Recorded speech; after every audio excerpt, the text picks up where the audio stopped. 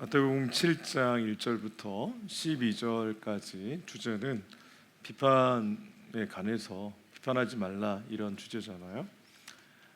여러분이 저를 보실 때, 그리고 제가 여러분을 볼 때, 여러분이 서로를 볼 때 관점이 있습니다. 사람마다 갖고 있는 기준에 의한 그런 관점이 있죠. 그래서 의류를 하시는 분들은 저를 볼 때 아마 넥타이를 먼저 보실 수 있고, 그리고 옷과 넥타이 색상이 좀 일치하냐, 어울리냐, 이거 보실 분들이 있고, 또 헤어를 하시는 분들은 스타일이 왜 저러냐, 이거부터 이렇게 보실 수 있습니다. 또 어떤 분들은 키를 보시는 분들이 있을 거고, 또 구두를 하시는 분들은 어떤 구두를 신었나, 이거에 또 관심을 가질 수도 있겠죠. 하나님 외에 이 땅에 온전한 사람, 완전한 사람은 아무도 없습니다. 다 죄악 가운데 태어나기 때문에 그 자체로 무언가 흠과 티가 있죠. 깨어진 상태로 이 땅을 살아갑니다. 그래서 깨어진 것에서 온전한 게 나올 수 없죠. 깨어진 거에서 또 다른 깨어짐이 계속해서 이렇게 이어져 가는 것을 보게 됩니다. 예수님께서 비판하지 말라고, 비판을 받지 아니하려거든 비판하지 말라고 그랬는데, 곰곰이 한번 생각해 보면 우리는 비판에 익숙한 사람들입니다. 비판이란 것은 자신만의 논리를 가지고 어떤 일에 대해서, 어떤 건축 구조물에 대해서, 그리고 그 결과에 대해서 평가하고 판단하는 거잖아요. 그리고 대안을 제시하고. 근데 이 영역에 있어서 오늘 누구에게 얘기하신 거냐면 5절을 보면 외식하는 자요 그랬습니다. 외식하는 자들을 향해서 그렇게 예수님께서는 말씀을 하신 거예요. 비판하지 말라고. 왜냐하면 외식하는 자들이 비판을 자주 하고 습관적으로 하게 되거든요. 우리가 갖고 있는 기준이 늘 상대적입니다. 절대적이지 않죠. 상대적이기 때문에 절대화할 수 없는데, 우리의 경험상, 우리의 지식상, 이때까지 살아온 어떤 그 과정 속에서 깨달은 바에 의하면 사실은 너는 잘못됐고 너는 문제가 있고 이렇게 이야기할 때가 많이 있거든요. 그게 습관입니다. 그게 우리의 본질이고요. 예수님께서 비판을 받지 아니하려거든 비판하지 말라. 너희가 하는 그 비판이 똑같이 너희가 그 비판으로 비판받을 거고, 너희가 헤아리면 그 똑같이 헤아리는 그 기준으로 너희도 헤아림을 당하게 될 것이라고 예수님이 말씀을 하십니다. 그래서 왜 어찌해서 가당치도 않게 형제의 눈 속에 있는 티는 보면서도 너희 눈 안에 있는 들보는 그렇게 보지 못하느냐, 왜 그렇게 깨닫지 못하느냐, 예수님께서 말씀하셨습니다. 들보라는 것은 이 건물, 집을 지을 때 대들보, 석가래, 기둥, 이것을 의미한다면, 여기서 말하는 티는 이 농사를 지으면 곡식의 그 껍질 있잖아요. 그것을 얘기합니다. 비교가 안 되는 거죠.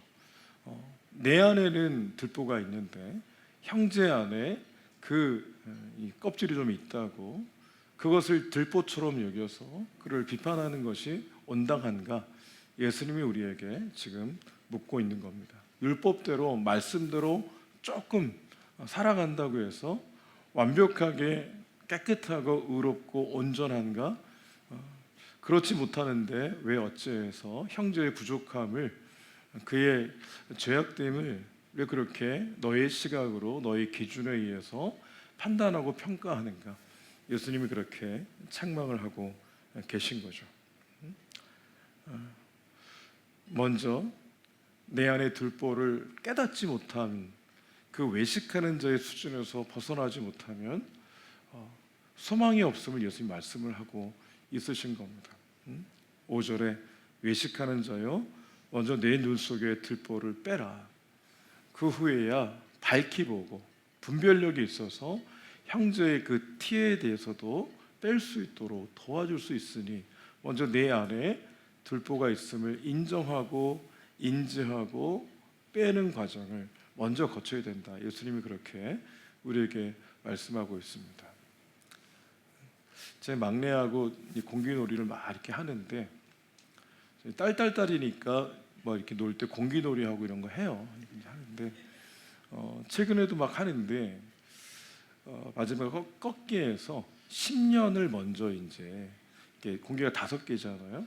5개를 2번 이렇게 딱 잡으면 이기는 거잖아요. 5개를 잡고 3개를 잡았어요. 이제 2개만 남았는데 그때 갑자기 새로운 법이 딱 등장하는 거예요. 어떤 법이냐면 아빠 그거 5개 잡고 5개 잡은 이렇게 꺾기를 할 때 5개가 올라가잖아요. 그 가운데 2개 잡으면 그거 안 된다는 거예요. 이 위에 2개가 올라가고 2개가 올라간 걸 잡아야 2년 딱 채워져서 아빠가 이기는 거라고. 갑자기 법이 생겼어요. 사랑하는 사람이 지게 돼 있잖아요. 알겠다고. 결국은 제가 졌어요. 제가 이기질 못했습니다. 아이들이 게임을 할 때 왜 싸웁니까?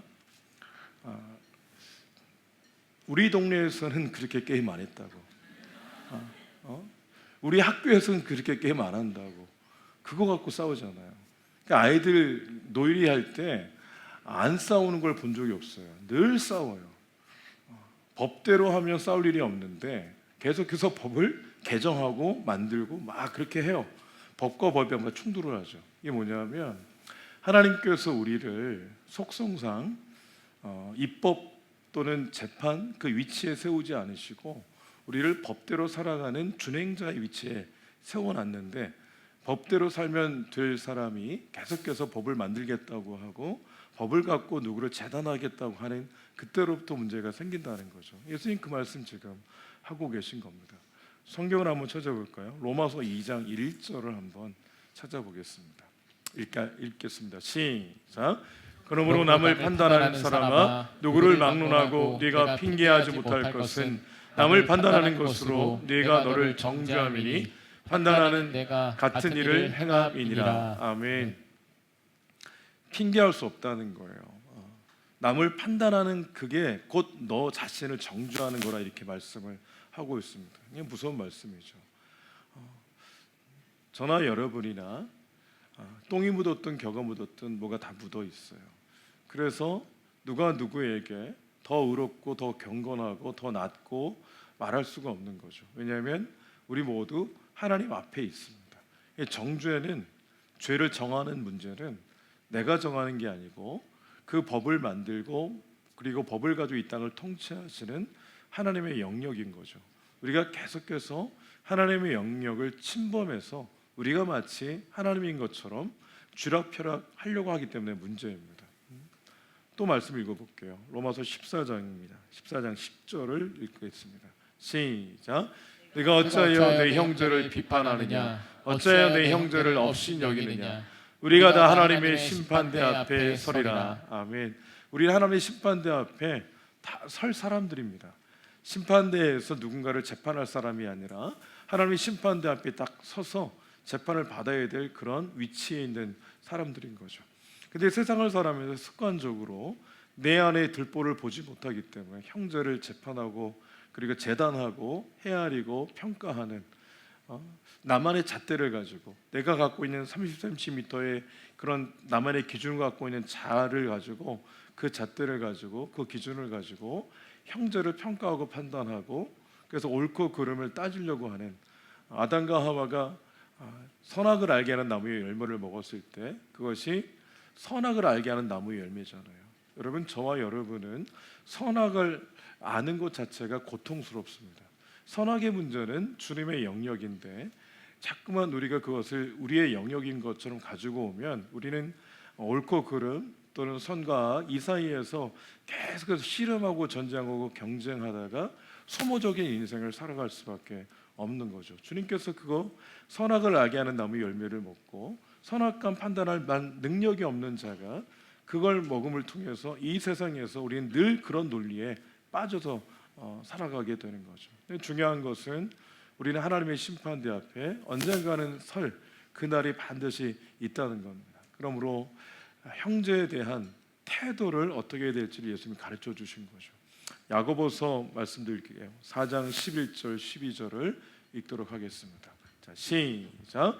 형제들아 서로 비방하지 말라. 형제를 비방하는 자나 형제를 판단하는 자는 곧 율법을 비방하고 율법을 판단하는 것이라. 네가 만일 율법을 판단하면 율법의 준행자가 아니요 재판관이로다. 입법자와 재판관은 오직 한 분이시니 능히 구원하기도 하시며 멸하기도 하시느니라. 너는 누구이기에 이웃을 판단하느냐. 아멘. 너는 누구이기에, 저와 여러분 누구이기에 하나님이 세우지도 않은 그 자리에서 그렇게 준행자의 위치만 잘 지키며 될 우리가 마치 입법하는 것처럼, 법을 만드는 것처럼, 법을 가지고 판단하는 재판관의 위치에 있는 것처럼 하나님 우리에게 그런 자격과 능력과 위치를 부여해 주지 않으셨는데 우리 스스로 그 길을 걸어갈 때가 있습니다.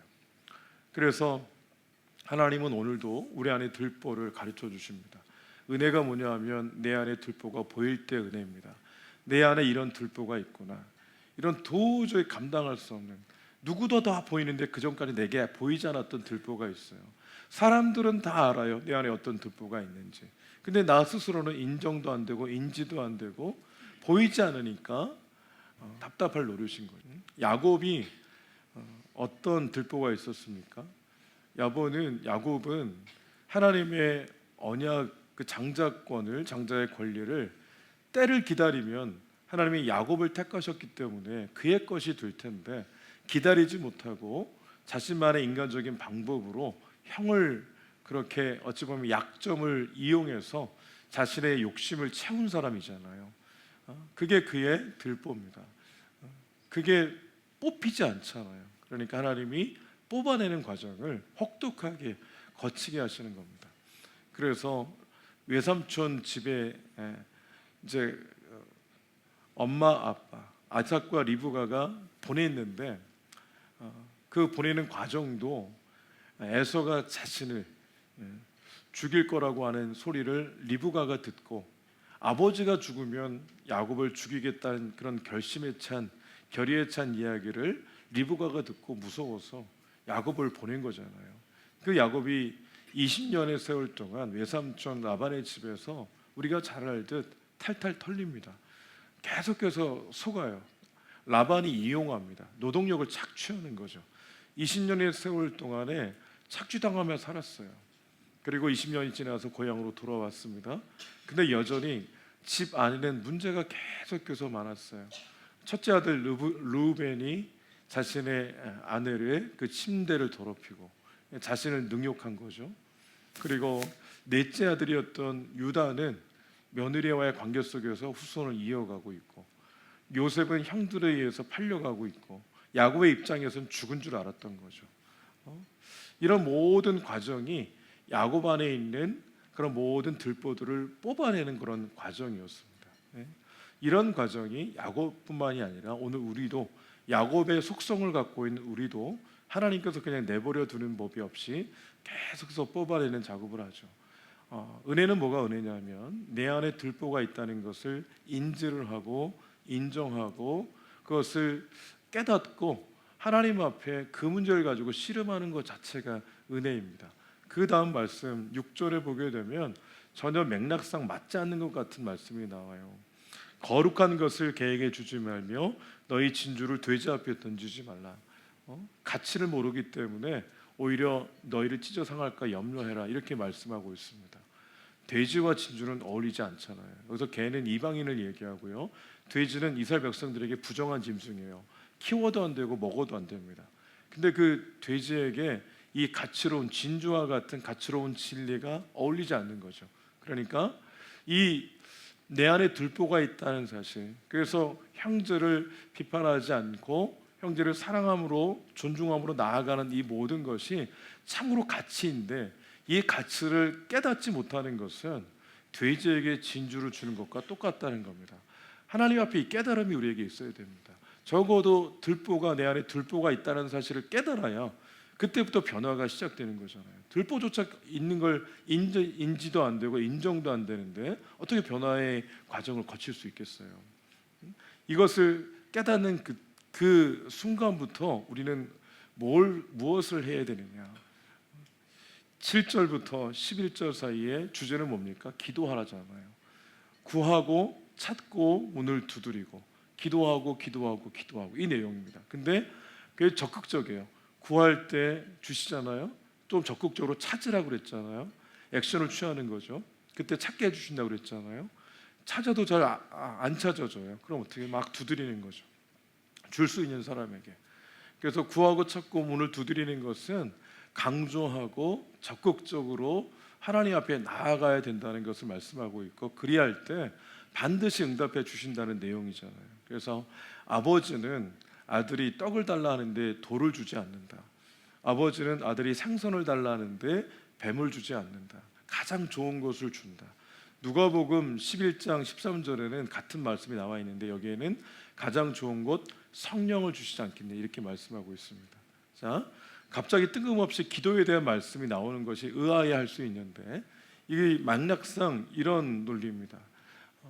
내 안에 들보가 보이고, 들보가 보여서 그것 때문에 애통해도 노력을 해도 이 들보가 뽑아지지 않는 거죠. 내 안에 얼마나 심각한 들보가 있는 걸 아는데도 잘 안 고쳐져요. 어떻게 잘 할 수가 없어요.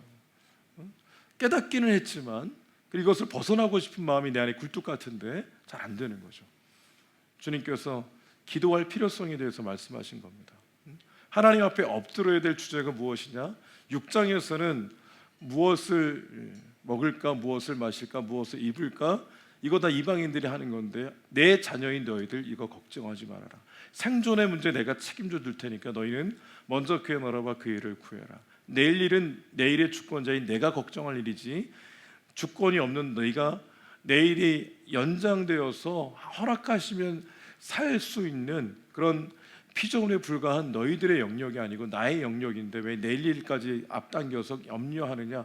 그렇게 하지 말아라. 내가 다 책임져 줄 테니까 오늘 이 하루를 살아갈 동안에 먼저 그의 나라와 그의 일을 구해라. 예수님 이렇게 말씀하셨잖아요. 그러면 하나님 앞에서 그의 나라와 그의 의를 구하는 구체적인 실행은 무엇일까? 결국 주의 뜻이 온전히 서는 그런 길을 걸어가야 되는데, 그 길 가운데는 결국 주님이 하시는 일은 예수 그리스도의 장성한 분량까지 우리를 자라게 하시는 그 일을 하는데, 사람이 자란다는 건 뭡니까? 키가 자라는 건 뭐고 우리 영혼이 자라는 건 뭡니까? 영혼이 자란다는 것은 결국 하나님의 은혜를 더 깊이 깨닫고, 내가 하나님의 은혜 없이는 살 수 없는 존재라는 걸 인정하게 되고, 하나님의 능력과 지혜를 구하면서 예수 그리스도의 그런 성품으로 계속해서 변화되어 가는 걸 텐데, 그게 주의 뜻일 텐데, 그게 그냥 생각으로 되지 않고 공부한다고 되지 않죠. 끊임없이 사람은 누군가 교제하느냐에 따라서, 그 사람과 얼마나 많이 교제하느냐에 따라서 조금씩 그 사람을 닮아가게 되어 있습니다. 예수 그리스도를 닮아가는 과정, 그래서 예수님이 비판하지 않고 비난하지 않고 끝까지 영혼을 품어 안고 사랑했던 그 예수님을 닮아가는 과정은 그냥 되지 않고 기도함으로 주님과의 교제 가운데 내 안에 들보가 뽑혀나가고, 형제 안에 티를 보아도 그것 때문에 티가 있다고 얘기하지 않고 기도해 줄 수 있는 그런 성숙한 주의 사람으로 가는 것은 그냥 되지 않고 끊임없는 구하고 찾고 두드리는 주님과의 깊은 교제 가운데, 특별히 가장 좋은 곳 성령 안에 가능한 일인 것을 예수님께서 우리에게 가르쳐주고 있어요. 노력으로 될 문제가 아니라 주님께서 보여주셔야 되고, 주님께서 그 과정 가운데 주님을 닮아가는 과정 가운데 자연스럽게 그게 뽑혀나갈 것임을 우리에게 말씀해주고 있는 거죠. 신앙생활은 기계적으로 하면 안 됩니다. 이 말씀을 대할 때 우리는 어떻게 생각합니까? 누가 들어야 될 텐데 이렇게 생각하잖아요. 1차적으로 우리는 나에게 적용하는 게 아니라 그에게 적용시키려고 하는 게 문제입니다. 나한테는 관대한데 그에게는 엄격해요. 나한테는 관용적인데 그에게는 율법적이에요. 이게 우리의 문제입니다. 당신만 바뀌면 공동체 평안하고, 당신만 변화되면 우리 가정은 행복하고, 우리는 이렇게 생각을 하잖아요. 근데 성경적으로 보았을 때 주님이 그렇게 하지 말라는 겁니다. 1차적으로 나에게 적용이 되어야죠. 비판하지 말라. 내가 하나님 앞에 형제를 나의 기준으로 판단하고 평가하고 그를 헤아렸던 것은 무엇일까? 그의 눈에서 눈물을 쏙 나게 했던 그런 나의 어두운 과거는 무엇일까? 나의 들보는 무엇일까를 고민을 하고 하나님 앞에 애통하며 나아가야 되죠. 구하고 찾고 두드려야 될 문제는, 진짜 구해야 될 문제는 이 영역이라는 것을 예수님께서 가르쳐 주신 겁니다. 먹고 마시고 입는 이런 문제는 내가 책임져 둘 테니까 너는 입을 열어서 그 문제 가지고 네가 진실로 하나님 앞에 애통하는 마음을 가지고 엎드려야 된다는 것을 예수님께서 가르쳐 주신 거죠. 12절에 이 말씀의 끝에 결론적으로 그러므로 대접을 받고자 하는 대로 너희도 남을 대접하라고, 이것이 율법이고 선지자다, 이렇게 말씀하셨어요. 생뚱맞은 결론 같잖아요. 여러분, 비판하지 말라고 시작했다가 대접하라고 끝났어요. 이게 어떤 관계 속에서 이루어지는 겁니까? 형제와의 관계 속에서 이루어지는 거예요. 이 안에 흐르고 있는 핵심 가치는 제가 해석할 때는 존중입니다. 존중. 형제를 존중할 때 비판하지 않게 되어 있습니다. 형제를 존중할 때 적극적으로 대접하게 되어 있죠. 이 사실을 우리는 인정해야 되는데, 요한복음 8장에 보게 되면 현장에서 가늠하다 붙잡힌 여인이 나와요. 이 여인, 바리새인과 서기관들이 이 여인을 이용해서 예수님을 고발할 근거를, 꼬투리를 잡고자 했습니다. 그래서 모세 율법에는 이런 여인들 돌을 들어서 던져 그 즉결 처분해도 되는데, 처형을 해도 되는데, 당신은 어떻게 해석하고 어떻게 하시겠습니까? 예수님이 어떤 이 분인지 알기 때문에 바리새인들은 이것을 가지고 예수님을 엮어서 죽이게 하고 싶었죠. 예수님께서 우리가 잘 알듯이 너희 가운데 죄가 없는 자가 먼저 돌을 들어 던져라 말씀하셨어요. 근데 성경에 보게 되면 양심의 가책을 느낍니다. 양심의 가책을 느껴서 어른으로도 시작해서 젊은이까지 들었던 돌을 다 내려놓고 다 떠나요. 여러분, 양심의 가책을 느낀다는 게 소망입니다. 내 안에 들보가 있다는 것이 보이고 이것이 느껴지고 양심의 가책을 느껴서 하나님의 은혜를 구해야 되고, 들었던 돌, 형제를 향해서 던지려고 하는 돌을 계속해서 내려놓아야 되는데, 양심의 가책을 느끼지 않으면, 양심이 작동하지 않으면 들었던 돌을 던지게 되어 있습니다. 그럼에도 불구하고 양심의 가책을 느껴서 어른부터 돌을 내려놓기 시작했어요. 여러분, 젊은 사람보다 살아가면 살아갈수록 계속해서 죄짓는 일이 더 많다는 사실을 알 수 있어요. 어른부터 돌을 내려놨어요. 그들이 먼저 양심의 가책을 느낀 거죠. 예수님이 여인에게 물어봅니다. 다 어디 갔냐고.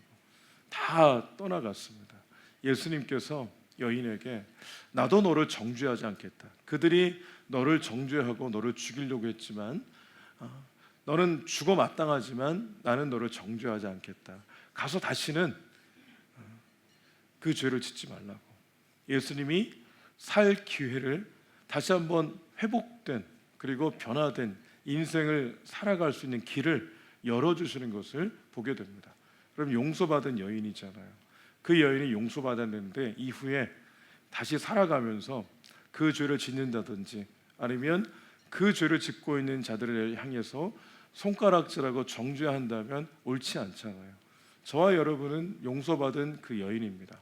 그래서 살 기회를 얻고 새로운 길을 얻은 그런 은혜 받은 사람들인 거죠.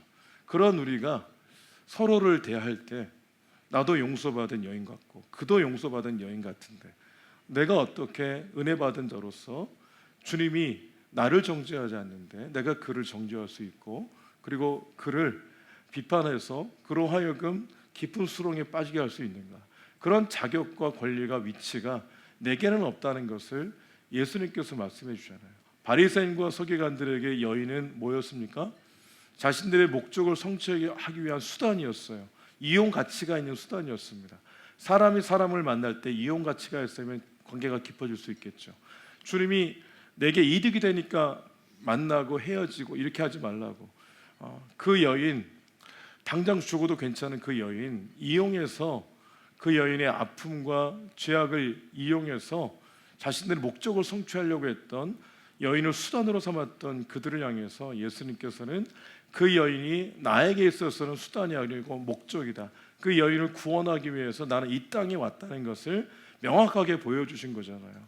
저와 여러분을 구원하기 위해서 이 땅 가운데 오셨고 용서의 은혜를 베풀어 주셔서 우리 가운데 서로 정죄하고 비판하고 판단하지 않고 그를 끌어안는 형제사랑 공동체를 이루며 살라고 예수님 말씀하신 거잖아요. 예수님이 이 마태복음 25장에 보게 되면 다시 오시는데, 오셔서 심판을 하시잖아요. 심판을 하실 때 마치 목자처럼 심판대 앞에 양과 염소를 구분하는 거예요. 그래서 양은 오른쪽, 염소는 왼쪽. 오른쪽에 있는 것은 구원받은 의인, 왼쪽은 이 영원한 지옥에 가게 될 그런 이 불의한 그런 사람들 구분을 하는데, 그때 예수님께서 의인들을 향해서 이렇게 얘기하세요. 참 너희는 복이 있다. 창세로부터 준비된 하나님 나라를 상속받을 상속자들이에요. 막 축복합니다. 내가 줄일 때 너희가 먹여줬고, 내가 목마를 때 너희가 마실 물을 먹여주었고, 내가 헐벗었을 때 너희가 입혀주었고, 내가 병들었을 때 나를 간호해 주었고, 내가 옥에 갇혔을 때 너희가 찾아와 주었다. 이렇게 얘기한 거예요. 그랬더니 의인들이 우리는 그런 적이 없는데 언제 우리가 그랬습니까? 예수님 그렇게 말씀하셨습니다. 지극히 작은 자 하나에게 한 것이 곧 내게 한 것이다. 여러분, 제가 이 비판과 대접이란 이 말씀 속에 흐르고 있는 핵심 가치가 존중이라고 말씀드렸습니다. 예수님께서는 여인을 존중하여 그를 목적 삼고 그에게 새로운 용서의 은혜, 그래서 새로운 인생의 길을 열어주셨습니다. 그 주님이 우리 안에 계시잖아요. 형제가 형제를 대할 때 그 안에 거하시는 예수님을 보고 예수님을 대하듯 형제를 대하는 이것 자체가 존중입니다. 예의 갖추란 뜻이 아니고, 예의 갖추고 예의 바르게 살라 이런 뜻이 아니고, 그 형제 안에, 예수 믿는 형제 안에 예수님이 함께 하시니까 함부로 하지 말라는 거예요. 그 예수님을 대하듯 그 형제를 대하라는 겁니다. 근데 중요한 건 예수님께서 말씀하실 때 마태복음 25장에서 지극히 작은 자 하나를 먹이고 마시게 하고 찾아가고 돌봐주는 것이 곧 내게 한 것이다 이렇게 얘기했잖아요. 그러니까 형제를 존중하는 것이 결국 하나님을 존중하는 것으로 그렇게 해석을 해주신 거잖아요. 여러분, 형제를 대할 때 하나님과 대하는 태도가 다르면 안 된다는 말씀인 거죠. 결국 형제를 대할 때 그 안에 예수님께서 피로 값주고 산 형제임을 인정하고 그 안에 예수님이 거하시는 것을 인정하고 그렇게 형제를 대할 때, 형제가 하나님이 이 땅을 살아가면서 먹고 마시는 문제로 허덕일 때 그것을 돌아보는 것 자체가 결국 하나님께 한 것이라고 그렇게 성경은 명확하게 말씀하고 있습니다. 그러므로 형제 사랑, 형제를 존중하는 것은 결국 하나님을 존중하고 하나님 사랑하는 것과 같은 것임을 성경은 우리에게 가르쳐주고 있습니다. 사무엘상 2장 19, 20절을 결론적으로 읽겠습니다. 엘리 제사장 시절에 하나님께서 하나님의 사자를 보내서 그를 막 책망하고 그리고 혼낸 그런 내용입니다. 읽어볼게요. 시작. 너희는 어찌하여 내가 내 처소에서 명령한 내 제물과 예물을 밟으며 내 아들들을 나보다 더 중히 여겨 내 백성 이스라엘이 드리는 가장 좋은 것으로 너희들을 살게 하느냐. 그러므로 이스라엘의 하나님 나 여호와가 말하노라. 내가 전에 네 집과 네 조상의 집이 내 앞에 영원히 행하리라 하였으나 이제 나 여호와가 말하노니 결단코 그렇지 아니하니. 나를 존중히 여기는 자를 내가 존중히 여기고 나를 멸시하는 자를 내가 경멸하리라. 아멘. 나를 존중히 여기는 자 내가 존중히 여긴다고 말씀하셨습니다. 형제를 대하는 태도가 결국 하나님을 향한 태도, 형제를 향한 존중이 하나님을 존중하는 것입니다. 하나님 앞에 여러분만이 갖고 있는 잣대로 형제를 판단하지 마시고 재단하지 마시고 헤아리지 마시고, 우리가 할 일은 목사가 왜 그래, 장로가 왜 그래, 안습사가 왜 그래, 권사가 왜 그래, 왜 그렇게 오랫동안 신앙생활 했는데 왜 그러는 거지, 왜 그렇게 왜 그렇지 왜 그렇지 왜 그렇지 폄하하듯이, 그를 위하는 것 같지만 폄하하듯이 들춰내고 깎아내리고 이런 모든 것들이 그리스도의 의를 성취하지 못하는 것이기에 주님께서 공동체성을 견고하게 하는 그 하나의 방법으로 형제 사랑이 곧 하나님 사랑이고 하나님을 사랑한다면 형제 사랑으로 이어져야 되는 이 원리를 다시금 우리에게 가르쳐 주신 겁니다. 여러분, 형제가 비판받아 마땅한 일이 눈에 보일 수 있어요. 그때 입을 열지 마시고 하나님께 나아가서 기도하셔야 됩니다. 하나님, 저 모습이 내게도 있고, 그리고 저 모습이 있는 게 분명한데 저분에게 빛을 비춰주셔서 깨닫게 하셔서 그 들보가 다 뽑힐 수 있도록 하나님 은혜를 베풀어 주십시오. 이 기도가 우리에게 필요한 겁니다. 비판하게 익숙하면 기도 못합니다. 비판하는 것에 익숙하면 기도할 수 없어요. 왜 저래 왜 저래 왜 저래. 여러분, 왜를 빼시고 하나님께 그 영으로 올려드리며 긍휼히 여겨달라고, 불쌍히 여겨달라고 기도하셔야 됩니다. 우리는 이웃을 도울 때 그가 문제가 있어서 어려움을 당한 거지 그렇게 생각할 수 있습니다. 그러나 그런 생각이 들어올지라도 당장 그 형제의 궁핍함을 돌보는 것이 바로 성경의 말씀을 따라가는 모습인 것입니다. 하나님 안에서 저와 여러분이 이렇게 존중의 원리를 따라 이 땅을 살아가심으로 하나님을 존중해야 하고 하나님께서 기뻐하시는 거룩한 길을 걸어가실 수 있으시기를 주의 이름으로 축복합니다. 아멘.